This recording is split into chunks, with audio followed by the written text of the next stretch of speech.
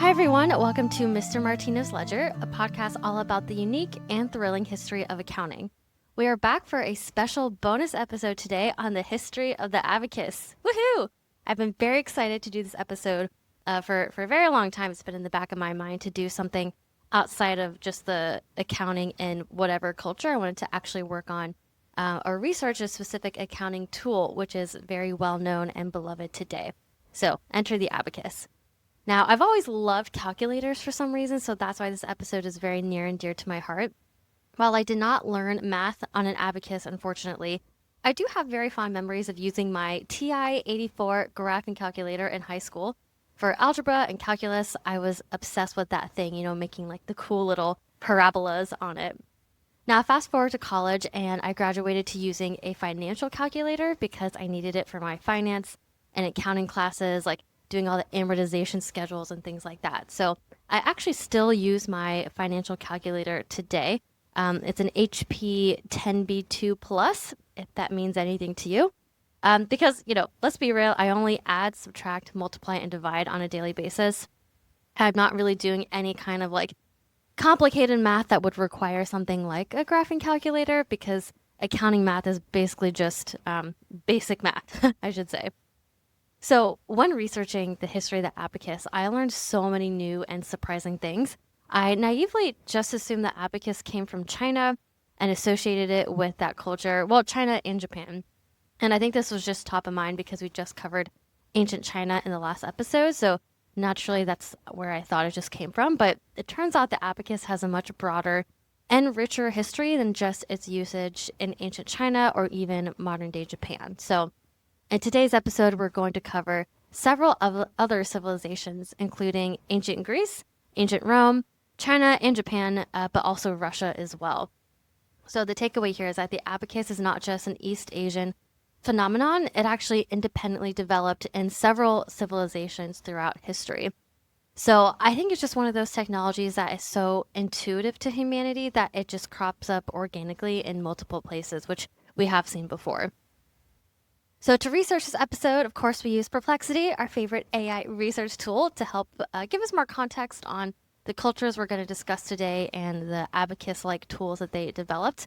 And we also watched a lot of YouTube videos to research this. So surprisingly, or maybe not surprisingly, there's a lot of abacus tutorials online and even videos on how to use the Roman hand abacus, which is so funny to me because like there's only a couple copies of the Roman hand abacus like in the world.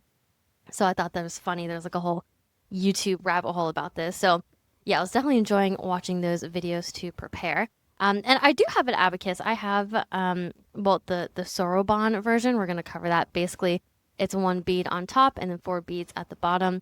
So that's how I learned how to use the abacus. And it was fun breaking it out again and just brushing up on how to actually do it. I can just do addition on my abacus. I'm still learning subtraction and multiplication and division. I'm a little bit challenged, like when I try to do mental math, I'm not very good at it, which is why the abacus definitely helps. So also, in addition to all this research we were doing, we actually went to the Computer History Museum here in Mountain View, California, to actually look at some historical abacuses up close. So I definitely feel super lucky to live in San Francisco, where the Computer History Museum is only about 45 minutes to an hour's drive south. And the museum is all about the history of computing. So the first section actually starts with the abacus and other ancient/industrial revolution era calculators. And it progresses all the way up through modern technology like that we have today, like robotics and AI. So if you have not been to that museum and you are any kind of technologist or a computing enthusiast, I would definitely recommend it. It is one of my favorite museums I've ever been to. And if anyone knows me, that's saying a lot because I went to a lot of museums in high school and college. I went through a major art history phase. So I've seen a lot of paintings, sculptures, drawings, installations, things like that. But yet the Computer History Museum, it makes me feel something even larger than what a painting does. It really makes me feel like humanity is limitless in terms of our capabilities and our desire to do more. So it overall just makes me really optimistic about the future, I guess, which we could all use some of that. So Towards the end of this episode, we're actually going to have some audio excerpts of my recent journey to the Computer History Museum. I went with my husband's sister, and my best friend. So there was a whole squad of us going to this museum, and we were just geeking out. Well, I was geeking out looking at these abacuses and calculators in person. So stay tuned for the end of the episode for kind of like a live view at the museum. Okay, with all that introduction out of the way, though, let's actually dive into step one, or phase one, which is the background. What even is an abacus? So the technical definition of an abacus is it's any device that lets a human do arithmetic by physically moving counters in a positional scheme. So let's break down what that means. Counters can be several things. It could be pebbles in dust. It could be marbles on a board, beads on a wire, or balls in some kind of like notched groove. So when you think of a counter, just think of like a small object that can be moved around. Now, a positional scheme could be lines drawn on a slab of marble, slots cut into a bronze plate, or rods strung through a bamboo frame. So the abacus could be the abacus we know and love today, for example, the one I mentioned where there's one bead on top, 4 beads on the bottom, or something more similar to a counting board. So abacus is more of a generalized term, but there are several types of abacuses. I mentioned the soroban. We're going to cover the swampon. Counting tablets. We're going to cover a bunch of different types of abacuses, but they are all still counting devices, so I would still count them all as being an abacus. So I actually found a really cool old-timey video of what an abacus is and how positional counting works. And it was one of these old, like, archived YouTube videos from 1958. So I'm going to link that in the description because it kind of combines like the history of the abacus with the history of the 1950s at the same time. So as you listen along during this episode or maybe afterwards, I do recommend getting an abacus and learning how to do basic addition and subtraction on it because I think it'll make this episode a lot more clear and it'll just make a lot more sense with what I'm talking about. You can just buy an abacus on Amazon, super cheap. I definitely recommend getting the more popular abacuses today where they have the one bead on top. The bead on top is called the heavenly bead, and that's worth 5. And then there's 4 beads on the bottom. These are called the earthly beads, and they're worth 1. So yes, definitely recommend getting one just to play around with. And also it's just kind of cool, I think, to have an abacus. It's a really good statement piece in my office. All right, so the abacus has at least 4 genealogically distinct ancestors. So we're going to cover each one kind of high level right now, and then we'll go into detail a little bit later. So the first one is what we think of as like a sand or a dust board, and the ancient Greek word for this is abax, so keep that in mind. And we don't really have the starting date for when this came around, but it was basically pre-500 BCE. So this is just super old. And you can imagine this as a flat surface dusted with sand, and then pebbles or your fingertip were used as the markers or the actual counters. So the civilizations that we think had these types of sand or dust boards were archaic Greece, Babylon, and Phoenicia. Now, fast forward a couple hundred years and we get an actual counting board with lines. So this is circa like 300 BCE. So imagine a marble slab now with parallel lines that are etched into the marble. And then there's loose pebbles that are moved across.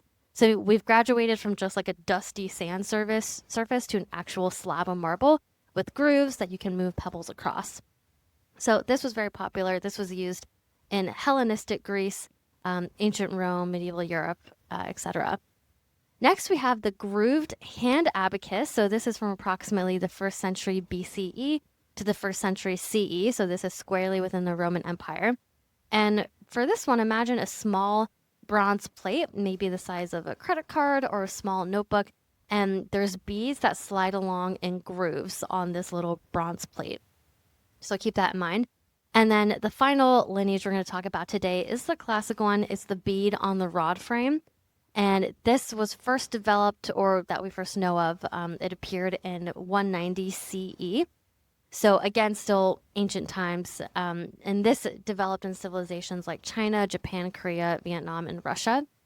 And for this bead-on-rod frame, imagine a wooden frame, vertical rods, and then beads are strung on each rod, and then the whole thing's divided by a horizontal beam. So if you were just to search abacus now, the picture that would come up is going to look like this, the classic bead-on-rod frame. So those are the four lineages, and we're going to talk about these in more detail. But there are at least two other New World devices that clearly have the same idea, and they were independently invented from Greece or Rome or China. So the first one here, and I hope I pronounced this right, is called Nepomucen. So this is Mesoamerican. It's basically an Aztec counting device or bead abacus from the Mayas and the Aztec period. So this is a lot later. This is roughly 900 to 1000 CE, and they used base 20, which is different from, bases that we use today. And then the second example that we have is called the Yupana, and this was Incan. So this was circa 1400 CE, so after the Aztec one. And the Yupana was basically a tablet of stone or wood with a grid of cells on which pebbles or seeds or beans were placed and moved around to perform calculations. So the Incans, of course, they also had the quipu, which is the knotted cord record-keeping system. We actually saw a quipu reproduction in the Computer History Museum, which was really cool. But you can consider the quipu like the storage device, whereas the Yupana was the actual calculator to come up with the numbers that were then stored and translated onto the quipu. And the Yupana was also base 10.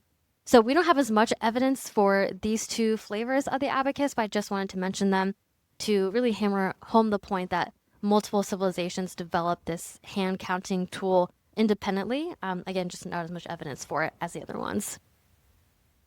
All right, now that you have an overview of what an abacus is and sort of where it developed, I also wanted to real quickly talk about the etymology of the word abacus. So the English word abacus actually comes from the Latin word, also called abacus, but the Latin word comes from the Greek word abax, and abax means a flat surface without a base, which you can think of that as a tablet or some kind of table, or a board strewn with dust for the use of mathematics. That is literally what the word abax means.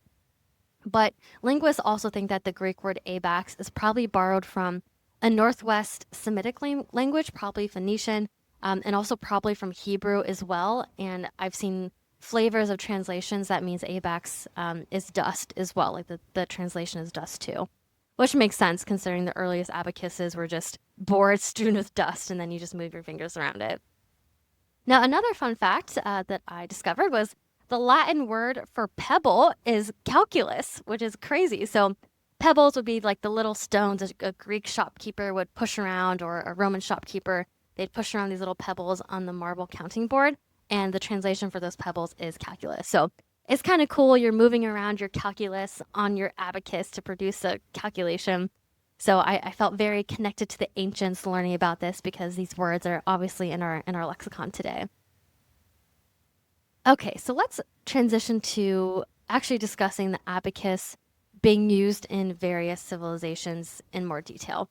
So you already kind of know what we're going to talk about: ancient Greece, ancient Rome, etc. But before we get to those civilizations where we have a lot of evidence, I did want to mention ancient Mesopotamia and Egypt, because both these civilizations probably had some proto version of the abacus. We just don't have any hard physical evidence that survives. So we don't have like an old ancient Egyptian counting device still today, unfortunately. But there are literary references to these civilizations having some kind of counting device. So in Sumeria, which again is one of the largest civilizations in ancient Mesopotamia, I found this quote from Wikipedia, so take that with a grain of salt, but Wikipedia says, the Sumerian abacus appeared between 2700 and 2300 BCE. It held a table of successive columns which delimited the successive orders of a magnitude of their sexagesimal, which is base 60 number system. So it looks like the Sumerians had some kind of base 60 counting device, which actually kind of makes sense because, as we mentioned in our first episode, we still have thousands of cuneiform tablets that have like math on them. They have multi-digit multiplication, reciprocal, square roots, astronomical calculations like of the stars and things like that. And these calculations are to many sexagesimal places. And this is by 2000 BCE. So it seems unlikely that these ancient mathematicians were doing all these complex computations in their head. It seems much more likely that they actually had some kind of physical counting device. And we also mentioned in the first episode that Sumerian accounting was done with those small clay tokens in geometric shapes, like there was cones, spheres, discs, and each of these shapes stood for a commodity unit. Like a cone referenced a small measure of grain, a sphere for a larger measure of grain, or a disc for like a flock of sheep. And so these little shapes, they kind of remind me of the abacus beads or the abacus tokens or counters. They are physical counters whose position encoded some kind of quantitative meaning. So maybe Wikipedia was referencing those tokens. So again, not exactly an abacus, but we don't really have any other evidence. The other civilization which is worth mentioning is ancient Egypt. Also no evidence, and the Egyptian case is almost weaker than the Mesopotamian case, but we think that there might have been some kind of counting device because of a quote from Herodotus, who was the OG historian, at least like in the Western civilizations. There's one line that he wrote that mentions counting and math. And so Herodotus wrote, quote, "The Greeks write and calculate moving the hand from left to right. The Egyptians from right to left. In doing so, they say that they go to the right and the Greeks to the left." So that's from Herodotus's histories. And Herodotus is writing this in 440 BCE. And so he's just referencing that the Egyptians are writing and calculating by moving their hands. So again, no physical hard evidence, but we do have Herodotus saying something about this, which, take it or leave it, but I thought that was interesting that has come down to us through the ages. Okay, but let's move on to some civilizations that actually do have some evidence of a counting board. And I'm super excited to talk about the first instance that we actually have. Enter the Salamis Tablet of ancient Greece. Woohoo! I'm very excited to be here. So the Salamis Tablet is the earliest surviving physical evidence we have of a counting board. And it's called the Salamis Tablet because it was found on the Greek island Salamis in 1846 AD, but it actually dates to 300 BCE. So yeah, pretty old. Definitely look up a picture of it. I'll try my best to describe it. Picture a gigantic white marble tabletop. So like a big slab of marble. In the middle, there's 5 parallel horizontal lines, which are bisected, so kind of cut in half by a single vertical line. And then there's a small semicircle carved at the bottom. And then along the edges, there's Greek numerals. And you can consider this like a proto-numeral system that predates the alphabetic numerals that we have today. And these Greek numerals ran from 1 to 10,000. And pebbles would have been placed on or between the lines to represent numbers, and then they'd be slid across these lines as you added, subtracted, multiplied, or divided. So the thing to know about this is that this is not a personal calculator. This is not anything remotely like my TI-84 or my tiny little financial calculator. This was a really big piece of marble that was probably on the floor of a big marketplace. And in ancient Greece, the big marketplaces were called agoras. They were the hub of economic and cultural life. And so you can just imagine a shopkeeper having a really big slab of marble on the floor. They'd be on one side, their customers would be on the other side, and then they would slide the beads to tally up how much the customer owed them. The Salamis Tablet is in the National Archaeological Museum in Athens. And I think I've actually been to this museum before, but I wasn't really into the abacus last time I was there. So I definitely got to go back to see the primary source for my own eyes. So in addition to having a physical device remaining, we also have literary descriptions of counting boards in ancient Greek literature, which is one of the many things that the ancient Greeks are known for, all their plays, all their comedies. Now, the play that references the counting board is confusing because it's kind of like a play within a play. And so I'm not going to read out the whole thing, but basically there's a dinner party and the guests are talking about saltfish.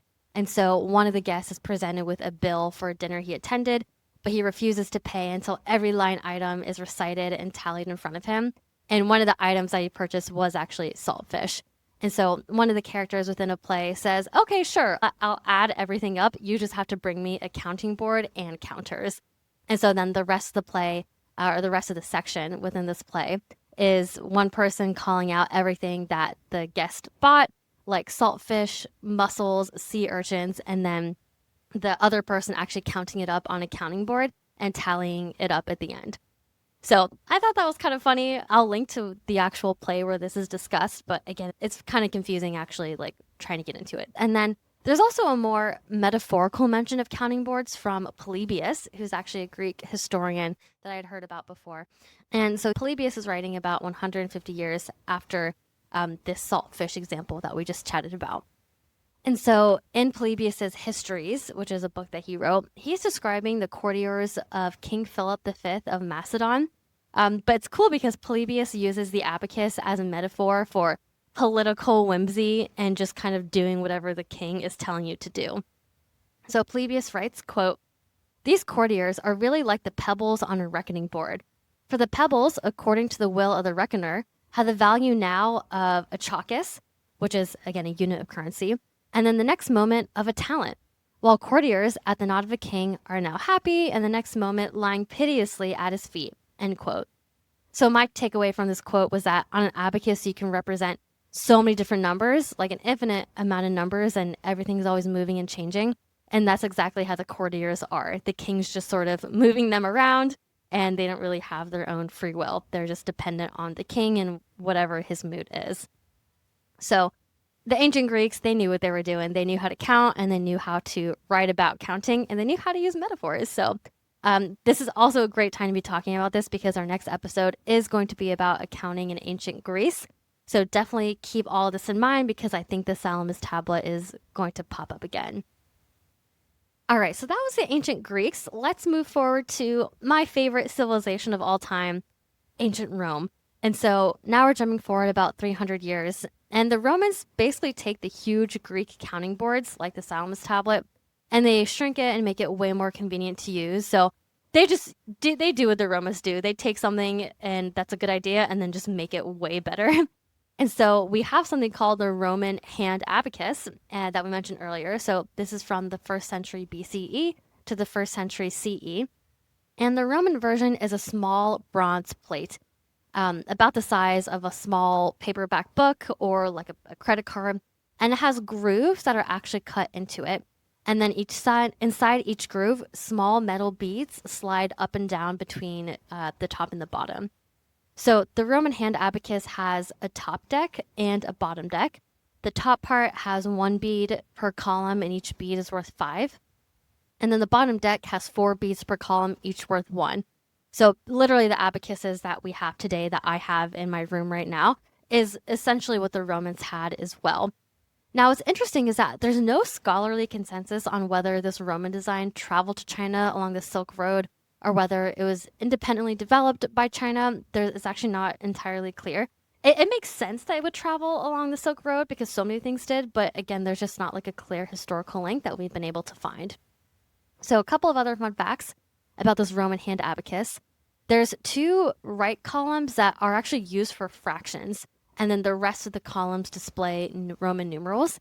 And so very cool that there's fractions. My abacus doesn't have that. And there's actually only 5 or 6 authentic Roman hand abacuses in the world. So they're super rare. I found that the British Museum, they have one. So next time I'm over there, I'm definitely going to be on the lookout for this. I also found mention of a wax abacus in ancient Rome, and that's basically a board covered with a thin layer of black wax on which the numbers, like the columns and figures, were inscribed using a stylus. So obviously, leave it to the Romans to invent a pocket calculator that's super convenient and portable and easy to use.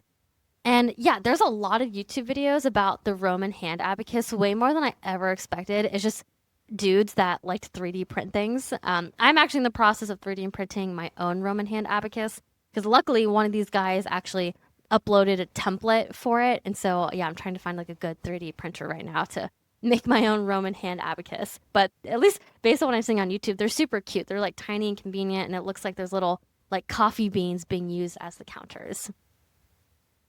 All right, let's finally head east though. So now we're going to get to the civilization that most people actually associate with the abacus, which is ancient China. And so I went down the rabbit hole of Mulan, actually, because there's a scene in Mulan where the Fa family ancestors are, like, one of them whips out his abacus and he's like calculating the family losses due to Mulan running away. So if you're curious about seeing an abacus in a Disney movie, watch Mulan. It's around 30 minutes in. And it's right when Mulan runs away and the family's like, oh my gosh. And then that's when Mushu comes out and the whole plot really develops from there. So I thought that was really funny. But the funnier part is that the abacus that's being shown in this Mulan scene is actually a soroban. It's actually a Japanese version where there's one bead on top and four at the bottom. It's not even the Chinese version of the abacus. So Disney did not do their research, or they're just trying to be contrarian. I don't know. But I was like, oh, that's a soroban, not a swan pond, which we're going to get to in a second. So anyway, a quick refresher on what we covered in the ancient China episode. So the Chinese version of the Salamis Tablet was not a slab of marble. It was actually a flat board or a counting board on which the operator arranged small bamboo sticks in cells, with each cell being a digit. This system was fully positional, and it can handle signs, as in the red rods were positive, the black rods were negative, again, which is where we maybe get the expression like in the red or in the black, which we say in accounting all the time. And so I did tease the proto-abacus being mentioned in the Han Dynasty, so that's actually what we're going to talk about. So yeah, again, the Chinese kind of had a proto-abacus, which was their counting board with bamboo sticks, but the actual abacus that we think about today was more from around 190 CE, so in the late Eastern Han Dynasty. In this period of time, there was a mathematician named Zhu Yue, and he wrote a math textbook called the Shushu Ji Yi, which is translated as Notes on Traditions of Arithmetic Methods. And so this is a bit different from the other math textbooks that we chatted about on a previous episode. In this textbook, Zhu Yue describes 14 calculation methods, most of them on the counting rod variant. So he's describing how to do math on these like bamboo sticks. But the 11th method, which he discusses, is called the Jushuan, which translates to bead calculation. And so within this textbook or within this passage, Zhu Yue is describing a wooden frame with vertical rods, beads strung on each rod divided by a horizontal beam. So there's upper section, 1 bead per rod, worth 5, lower section, 4 beads per rod, worth 1, and then you slide beads towards the beam to register the numbers and then away from the beam to clear them. And so this is the earliest written description of a bead-on-rod calculator anywhere in the world, and this comes from the late Han Dynasty again, so 190 CE. So what's interesting is that Yue's design is the 1/4 beads, which is the design of the Roman hand abacus, and then also the Japanese version that we'll talk about. But that's different from what ends up being the classical Chinese abacus called the swan pond, which is 2 beads over 5. Before we get to the swan pond, though, I did want to take a quick digression to talk about something I actually learned in art history class, actually. So there is a very famous scroll called the Qingming scroll. And if you've heard of one Chinese painting or scroll, this one's probably it. It's basically the Mona Lisa of China. The official name is called the Qingming Shanghui Tu. I think that's how you say it. And it translates to along the river during the Qingming festival. It was painted by a person named Zhang Zeduan sometime in the early 12th century in the northern Song dynasty. And it's a hand scroll, which means it's super long. It's roughly 17 feet long. And the medium is monochrome ink on silk. And it's just a really long scroll that depicts daily life in the northern Song capital of Kaifeng. We think it's the capital of the northern Song dynasty, or it could just be like an idealized classical Chinese city. We're like not super sure about it. But definitely look up a picture of this. I found one on Wikipedia that I will link, but I bring this up because in one section of the scroll, it's like a really tiny section, you have to zoom in a bunch. There's a shop front scene, and within this scene, it looks like there's an abacus on the apothecary's countertop. And so there's a bunch of prescription slips, an account book, and then right next to those items, it looks like there's some kind of abacus. The object looks rectangular. It kind of looks like there's horizontal and vertical divisions. I can kind of see some rods and beads.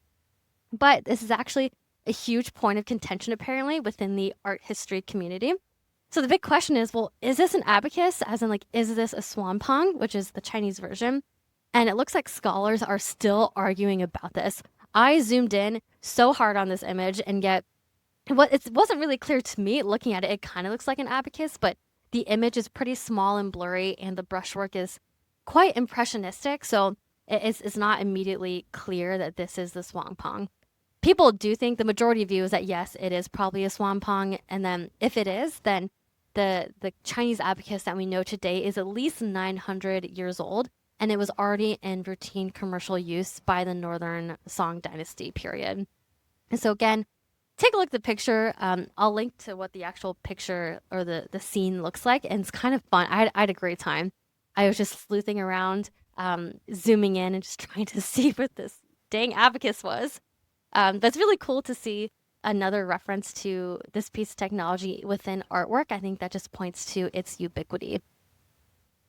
All right, there's another Chinese textbook worth mentioning, and it's called the Shuangfa Tongzong, authored by Cheng Dawei. Now, Cheng Dawei, he was a Ming Dynasty mathematician from the Anhui province, which is actually northeastern China. Then as a young man, Cheng Dawei traveled extensively throughout neighboring provinces, specifically Jiangsu and Zhejiang. And he traveled there on commercial business, and he was observing firsthand how merchants actually kept their books. And so after his long, illustrious life of commercial business, in retirement, he sat down to write a comprehensive textbook of practical commercial arithmetic based on the abacus. And so he basically wrote an abacus math textbook in 1592. And so the Shuangfa Tongzong, which is the name of his textbook, it translates to General Source of Computational Methods. And man, this textbook is 17 volumes. It contains 595 problems, and it's basically a complete commercial arithmetic curriculum for the bead abacus. So it teaches you how to do addition, subtraction, multiplication, division, square roots, cube roots, the Chinese remainder theorem, whatever the heck that is, simultaneous linear equations, geometry, surveying, and currency conversion, all to be performed on the swampong. Oh my gosh. So I didn't realize you could do all those things on this little device, but you definitely can. I'm still struggling with addition, to be quite honest, but these scholars back in the 1500s were performing all these complex equations on a bead rod type of frame. So, okay, now we're finally going to talk about the swampong, because it's just the Chinese version of the abacus. And so the big difference is that it has 2 beads on the top versus just 1, and then there's 5 bottom beads. And so instead of the 1 bead on top, 4 below, it's a 2-to-5 ratio. These extra beads aren't redundant. They support a hexadecimal system, which is a base 16 system. And that's what apparently the older Chinese system of weights was on. It was on base 16. And so you needed something that was 2/5 to actually get the calculations done, I guess.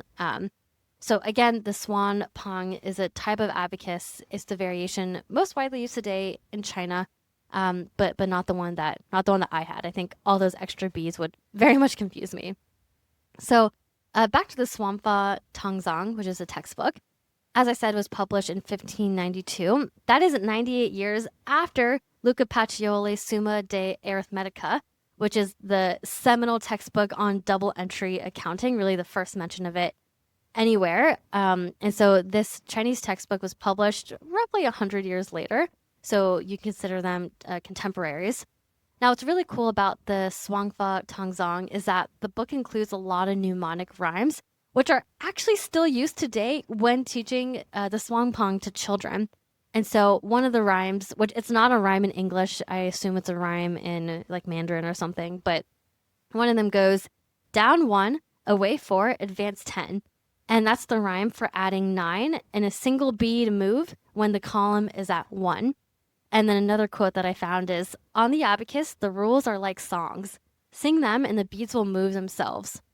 So unfortunately, I couldn't find a copy of this textbook in English, but I think it's really awesome that these mnemonic rhymes written 500 years ago are still being used to teach children today.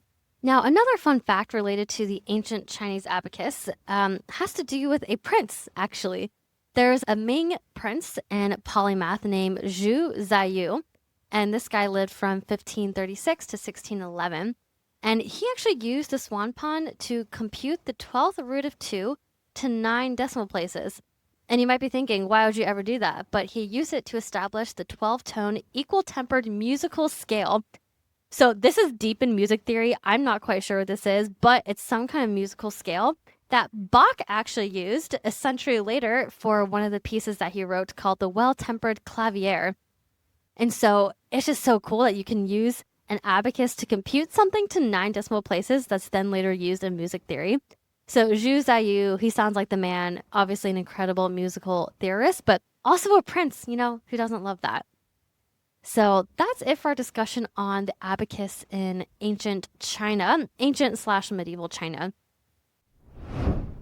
All right, everyone, pardon the interruption, but I actually phoned a friend, my husband, Nikhil, who's very good at music theory. So he's actually going to explain to us what a 12-tone equal-tempered musical scale means. So take it away, honey bun. Hey, yeah, I'll try my best. So the way I like to think about this is that when you sing a note and either you or someone else sings the same note higher, like, a baritone male or a soprano woman singing the same note together, that higher note is actually vibrating exactly twice as fast in hertz. So you basically double the frequency and your ears hear it as the same note, just higher up. And this is what you might know as an octave. Now the question is, how do you sort of fill in the notes in between these 2 points to make it sound nice and pleasing to the ears? And the solution was this idea called equal temperament, where you basically slice the octave into 12 even steps. So like you can think of every white and black key on the keyboard between an octave. So if you have 2 of the same note, in between, there's exactly 12 keys. So the question that I had when I was looking into this was, why 12? And it turns out that 12 is actually an arbitrary number, kind of like why pi is 3.1415, whatever.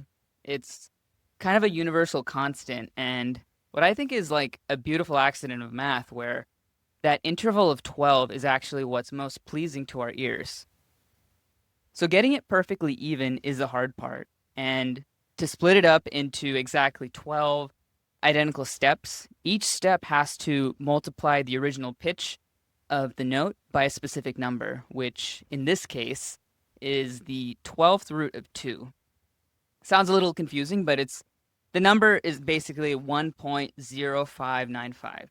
So you start off with a certain frequency, a certain pitch of a note. You multiply that by 1.0595 12 times, and you have exactly double the original frequency. So that's an octave.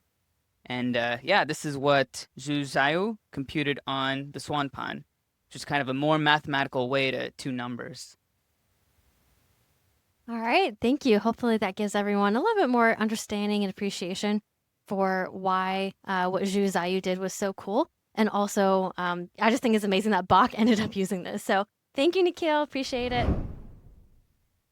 Now we're going to travel over more east to Japan. And this is finally when we get to the soroban, which is the Japanese version of the abacus that is most popular today. So the swampong, again, we had that in China, that crossed the Sea of Japan around the late 16th century. And no surprise, was brought by Chinese merchants to Japan, and the Japanese adopted it almost immediately. And the Japanese version of the word is called soroban, and that means calculation board. So the oldest known soroban that we have is called the Shibe Shikekatsu Haryo Soroban from 1591. Again, we'll link to a picture. And it's interesting because originally they just had the Chinese style where it was 2 beads on top and then 5 at the bottom. And so this was based off the old Chinese weight system, didn't really apply to the Japanese system. And so the Japanese reduced their soroban from 2 beads over 5 to 1 bead over 5. And then it became much more standardized, actually in the 1920s, from 1 bead on top to 4 beads on the bottom. So I thought that was kind of interesting that the ancient Romans, they pioneered the 1 over 4. And then for 1,000 years, it was basically 2 beads over 5. And then only in the 1920s did the soroban get standardized again to 1 bead over 4.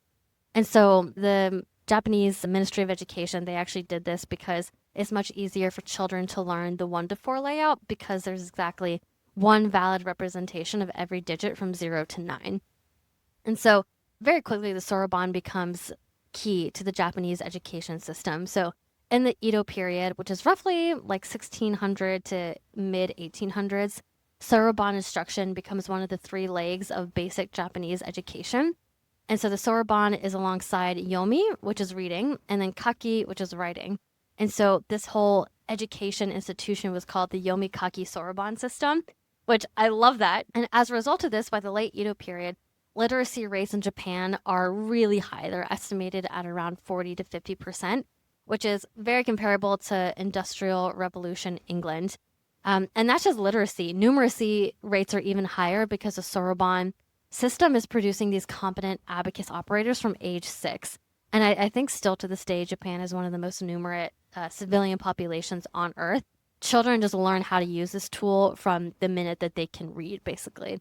And so I use a soroban because, again, it's much easier because of the 1-to-4 layout. It's a lot more intuitive because each bead corresponds to a digit between 1 and 9, which at least that's, I guess, how I learned math. And so it's much more intuitive for me to learn how to use this version. So that's Japan, but I did want to take a quick detour to Russia, actually, because the Russians have their own version of the abacus. It's called the shkoti, and the unique thing about the shkoti is that it's horizontal. And so the wires run side to side, not top to bottom, and there's 10 beads per wire, except for one wire that has 4 beads, which is used to represent quarter rubles or quarter kopecks.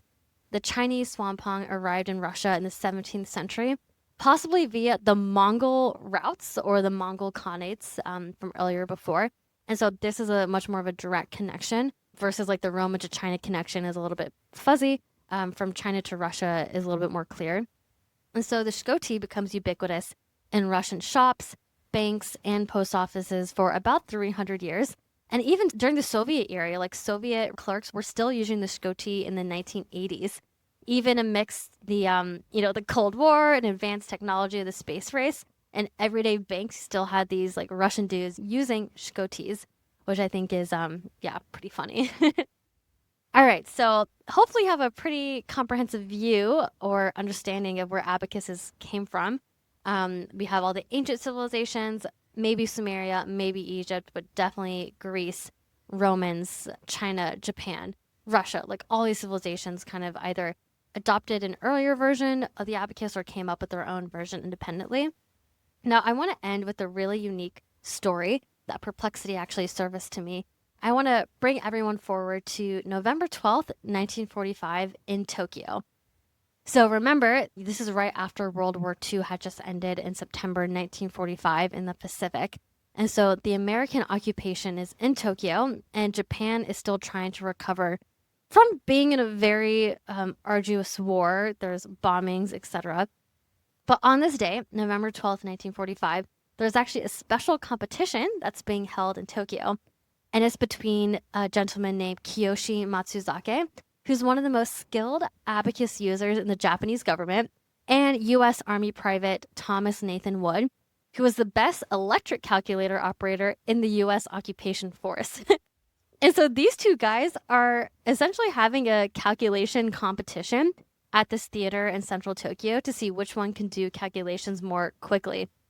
And so one thing I thought was just outrageous or just crazy was that Japanese bureaucrats were still using the abacus to do math well into the 20th century.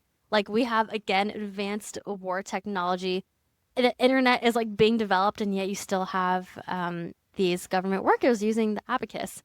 And so this competition is 5 rounds. There's rounds related to addition, subtraction, multiplication, division, and then a final multi-operation round that combines all 4 operations.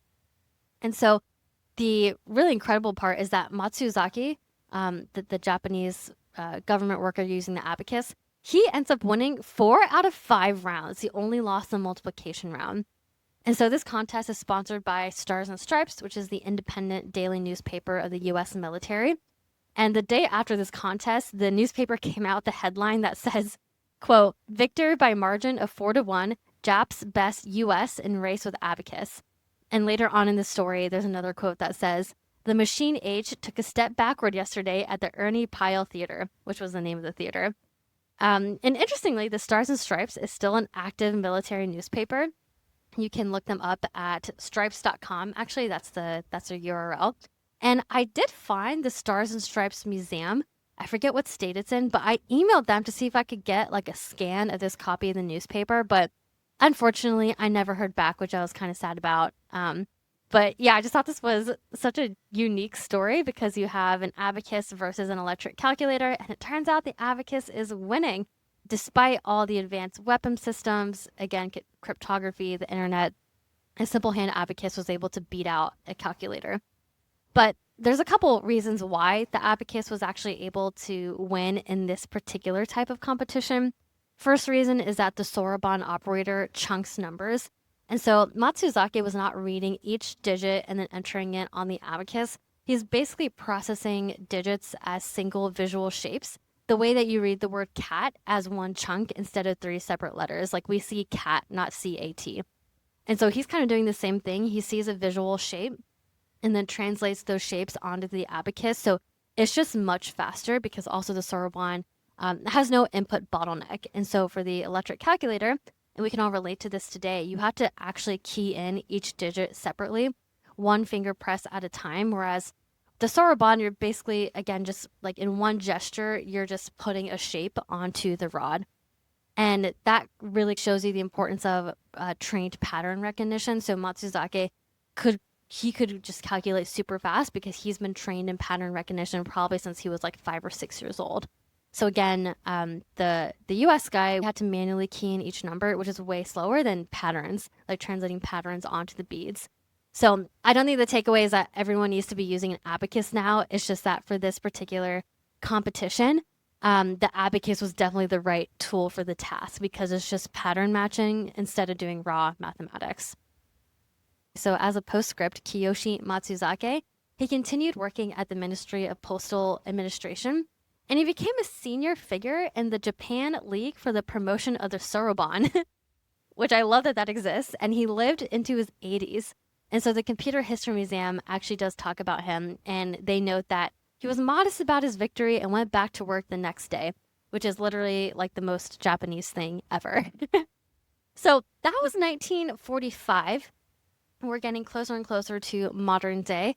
Fast forward to 2013, the Chinese Zhuchuan made it onto the representative list of the Intangible Cultural Heritage of Humanity designated by UNESCO. And so I don't know if we talked about this word, Zhuchuan.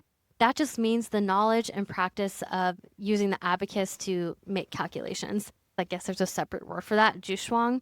And so this live transmission of bead abacus technique from teacher to student is now formally protected as a piece of intangible human inheritance. And again, UNESCO has like a whole press release about this, talking about how great the abacus and Zhuchuan is, which I think is kind of funny.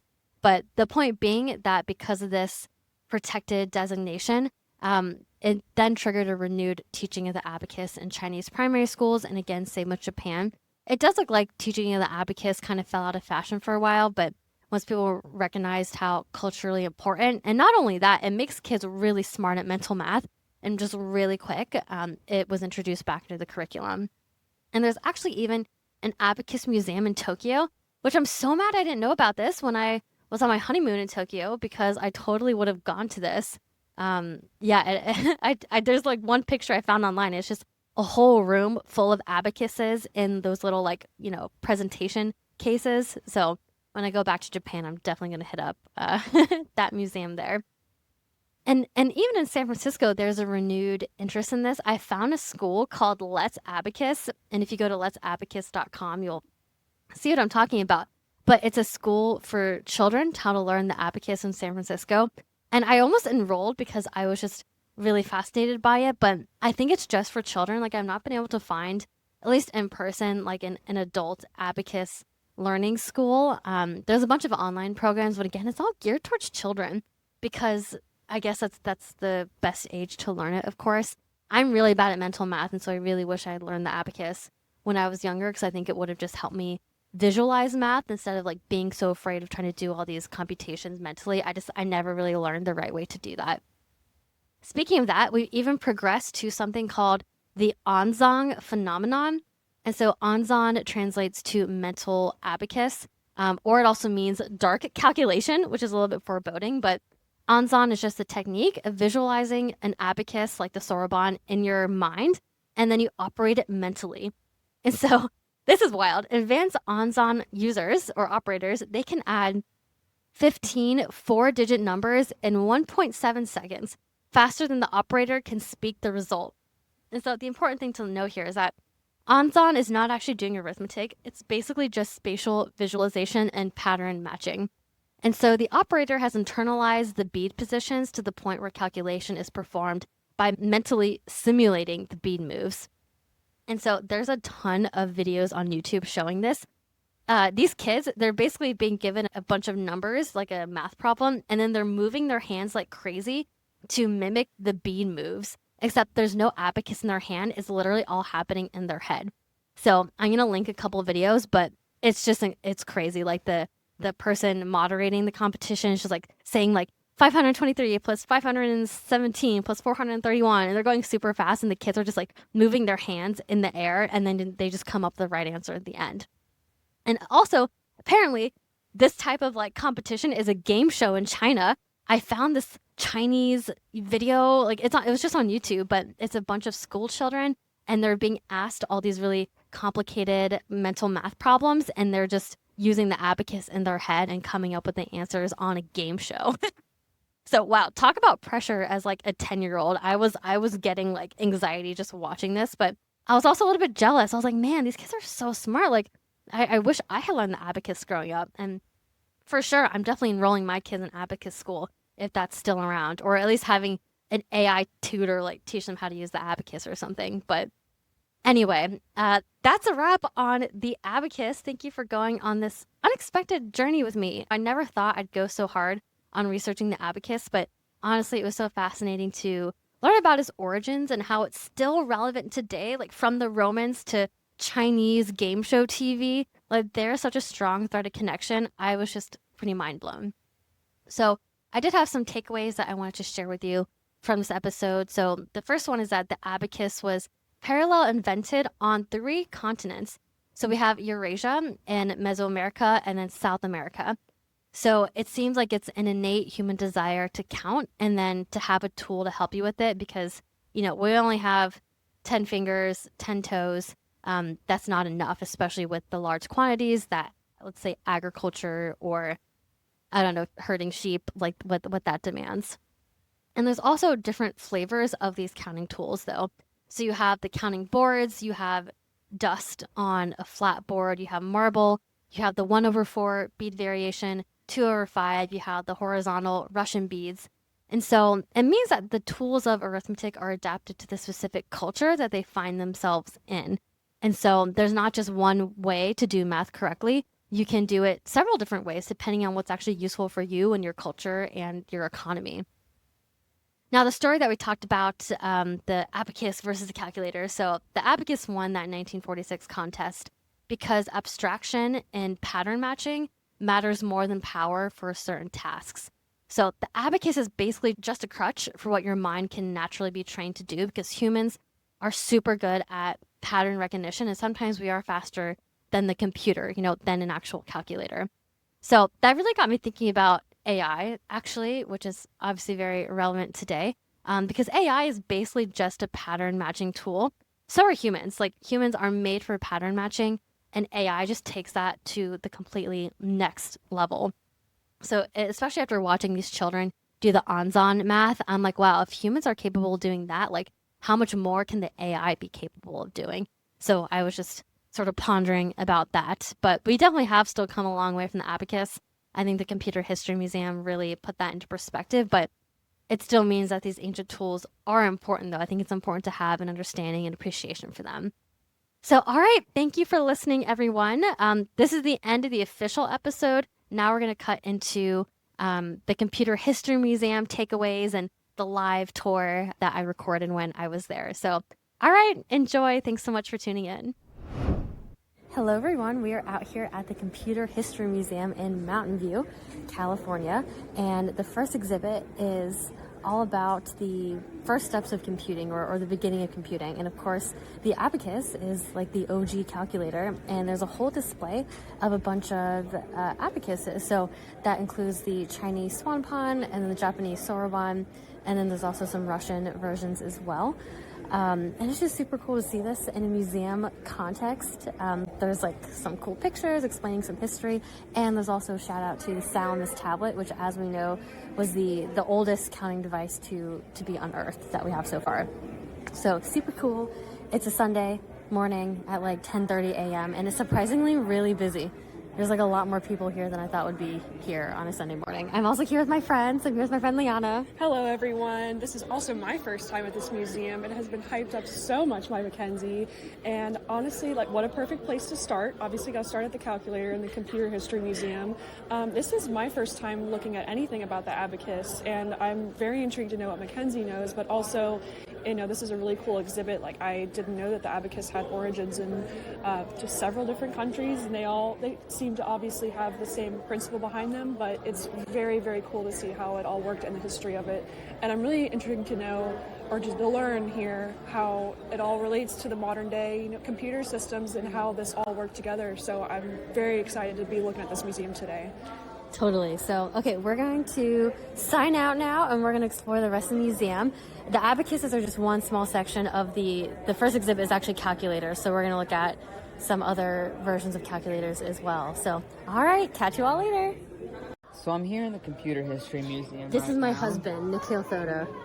So I'm here in the Computer History Museum right now, and right in the beginning we see the section of the abacus, which is centered right in all of the sort of historic tools used for calculating and computing.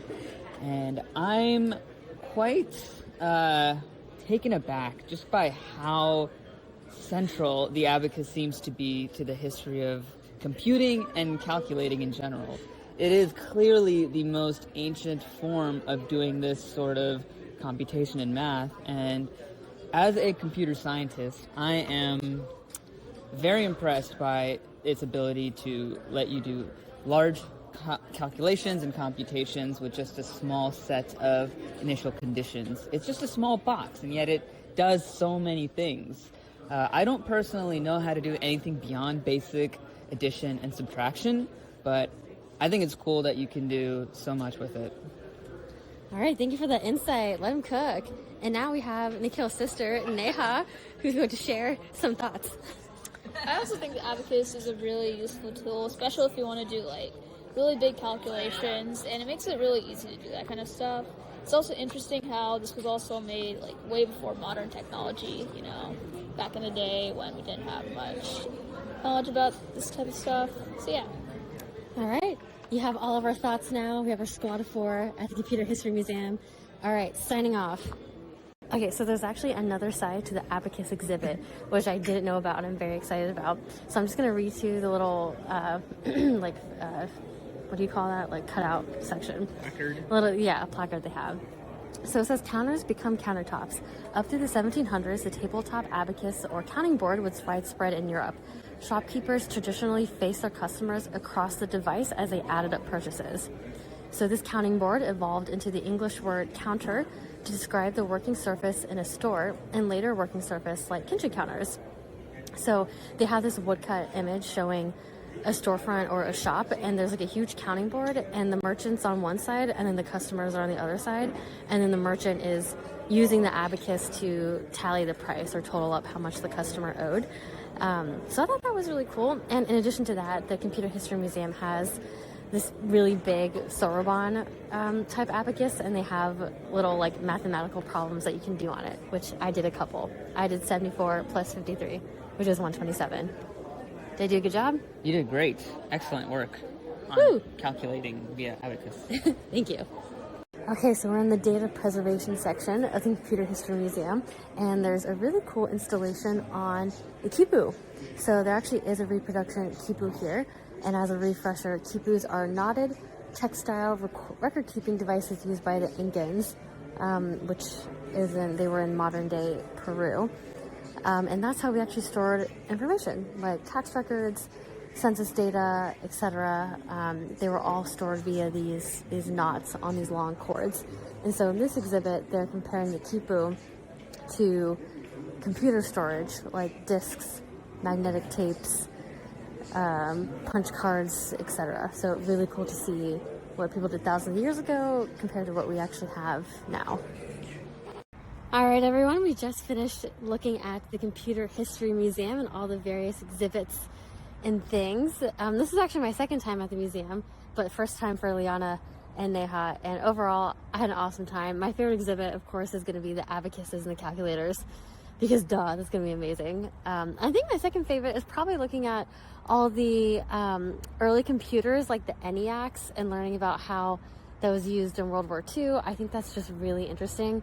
And I finally understand more so how the vacuum tubes worked, and then how the vacuum tubes were, I guess, left behind for transistors. So that was really interesting, seeing that progression, and just the huge mainframes. Like, it's mind-blowing. The computers we have today are so small compared to what people had like 50 years ago. So those are my takeaways. Liana, what were yours? Honestly, I think that was a really well put together and designed museum. You can tell they put a lot of work and thought into it. As a non-computer science person, it was really interesting to see how everything came just from the little calculator, and then in such a short span of time from the first computer to where we're at now, and you look at the modern iPhone and just how much work has gone into it, and how how advanced we've become over time. So honestly, learned quite a lot. Love that museum. Good times. Thank you, Liana. All right, on to you. Hello. This is also my second time at the museum. One thing is I find myself spending a lot of time in the first half, and I think I did it again where I didn't appreciate or spend as much time in the second half. So next time I would love to kind of speed run the first half and then spend more time in the second half and some of the auxiliary exhibits as well, because they're all super cool. Well, for context, I think we spent around 3.5 hours at the museum, and I just find the first half to be more interesting, to be honest, than the second half, which is the robotics and the AI. The exhibits here on those topics feel a little bit outdated compared to what we have now. Their robots and their AI is just not, it doesn't really resonate with me as much because I use AI every day. So I want to see an exhibit more so on Anthropic or something about perplexity. So, yeah. Yeah, it's a good take. I think the kind of cutting edge stuff does feel a bit outdated, and especially with how technology and AI is advancing exponentially, the use cases and the way that people understand AI and technology are very different from sort of the exhibits here. But regardless, I think it's cool to sort of trace the evolution and also trace how computers have just gotten smarter and cheaper and more efficient over time, to where they're just kind of part of our daily lives without us even thinking about them. They've just completely integrated themselves into our daily workflows, whatever it may be, all of our appliances, our technology, our smartphone, and now we're offloading a lot of our cognitive tasks to AI as well. So I don't see this trend stopping anytime soon, and I'm very curious to see what computer history looks like 70 years from now. Here's Neha. I thought the museum was really interesting, especially seeing how computers have evolved over time from, math and calculators all the way to AI and all this interesting technology.